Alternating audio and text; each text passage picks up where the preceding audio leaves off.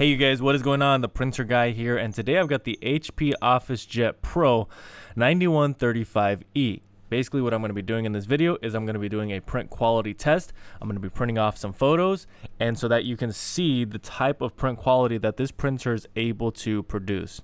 Now, if this video ends up being helpful, please make sure to like. Any questions at all, comment below. And if you want more content like this, please make sure to subscribe. All right, so getting right into this print quality test video, I'm going to be printing off 3 different photos. They're going to be colorful. They are going to be vibrant. And so that's what I'm expecting for them to be printed out as, is vibrant and colorful. Now, you want to make sure that you adjust the type of paper that you're printing. Whenever you change paper in your paper tray, it's going to ask you what type of paper you just put in there. If it's plain paper, you just put plain paper. In this case, it's going to be HP photo paper. Now, another very important part of printing photos with an HP Officejet printer or any printer is to adjust the settings on the device you're printing from. So even if you're printing from a smartphone, you need to go in and select all of the options. Best quality, you need to select the type of paper that you're printing.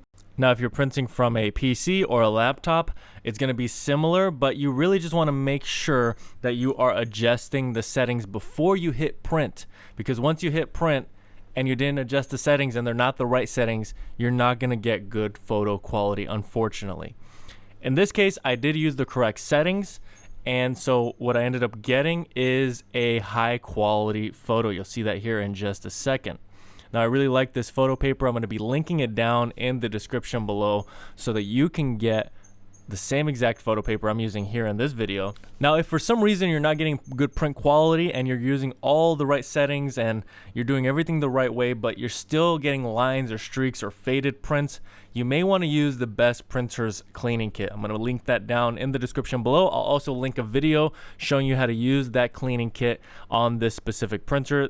Don't worry about it. You're going to end up fixing the problem as long as you use that cleaning kit. But for the most part, and if you just got this printer new, you should not have any print quality issues at this point. And as you can see here, the second photo came out crisp.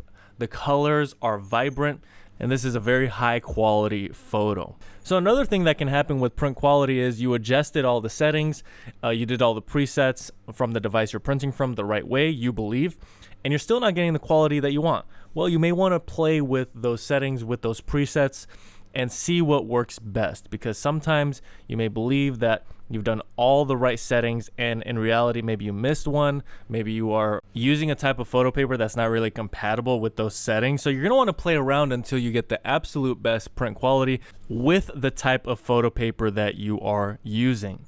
Now, aside from the print quality being off and you needing to clean the print head with the Best Printers cleaning kit, again linked down below, another issue that could arise is you're just running low on ink, and so that could end up leading you to where you have to clean the print head.